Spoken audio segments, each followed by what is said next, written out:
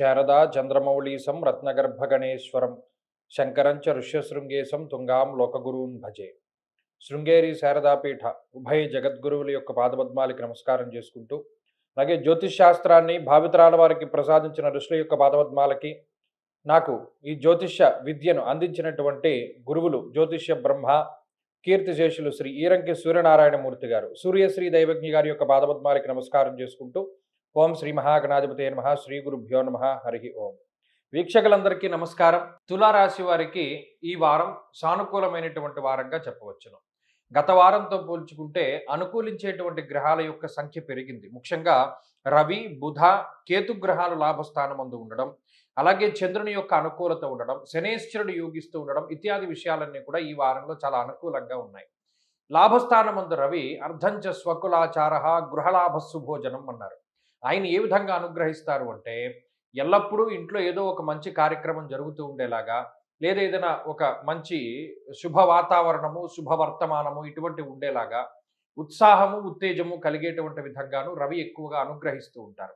బుధుడు వ్యాపార పరంగా ఎక్కువ యోగాన్ని కలగజేస్తూ ఉంటారు. అంటే దీర్ఘకాలికంగా ఏదైనా పెద్ద పెద్ద వ్యాపార సంస్థలు నడిపేటువంటి వాళ్ళకి, వ్యాపారం చేసుకుని జీవనాన్ని సాగిస్తూ ఉండేటువంటి చిన్న చిన్న వ్యాపారస్తులకి సైతం ఈ గ్రహస్థితి చాలా గొప్పగా ఉపయోగపడుతుంది. కొంతమంది తులారాశి వాళ్ళలో, ఉద్యోగం చేస్తూ ఉన్నటువంటి వాళ్ళలో, అబ్బే మనం కూడా వ్యాపారం చేస్తే బావుండు అనేటువంటి దృక్పథాన్ని ఈ గ్రహస్థితి ఎక్కువగా పెంచుతూ ఉంటుంది. అయినప్పటికీ సరే, ఇటు దేశాంతరవాసం చేసేటువంటి వాళ్ళకి, లేదా లాంగ్ టర్మ్ కోచింగ్లు తీసుకునేటువంటి వాళ్ళకి, ఇలా వీళ్ళందరికీ కూడా ఈ గ్రహస్థితి చాలా గొప్పగా ఉపయోగపడుతూ ఉంటుంది.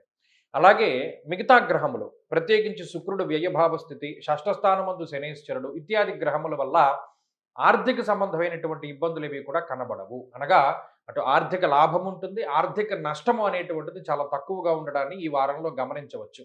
అయితే ఈ వారంలో కుటుంబ సంబంధమైనటువంటి విషయాలు మధ్యస్థంగానే గోచరిస్తూ ఉన్నాయి. అందువల్ల కుటుంబ సభ్యులకి ఎక్కువ సమయాన్ని కేటాయించలేకపోతూ ఉండడం ఇత్యాది విషయాలు ఎక్కువగా కనబడచ్చు. అయినప్పటికీ అటు ఏదైనా మీరు పెళ్ళిళ్లలోనూ, లేకపోతేనేమో ఏదైనా ఉద్యోగ సంబంధమైనటువంటి వ్యవహారాల్లోనూ ఎక్కువగా నిమగ్నమవుతూ ఉండడం వల్ల కూడా ఈ వారంలో కొంత తీరిక లేనటువంటి సమయాన్ని గడపడానికి ఎక్కువ అవకాశం ఉంటుంది. ఈ వారంలో మానసిక ప్రశాంతత తక్కువగా ఉంటుంది. మీకు మీరు సమయాన్ని కేటాయించుకునేటువంటి పరిస్థితులు ఉండకపోవచ్చును. అది ఒకటి ఈ వారంలో ఇబ్బంది. తప్పితే మిగతావన్నీ బాగున్నాయి. ఈ వారంలో మరింత అనుకూలమైనటువంటి ఫలితాలను సాధించడానికి ఎక్కువగా ఈ రాశి వారు దత్తాత్రేయ స్వామి వారి యొక్క ఆరాధన చేస్తూ ఉండడం చెప్పదగినటువంటి సూచన. ఈ వారంలో కలిసొచ్చేటువంటి రోజు బుధవారంగా చెప్పవచ్చును. అదృష్ట సంఖ్య 6, అదృష్ట వర్ణము ఆకుపచ్చ. తదుపరి వృశ్చిక రాశి.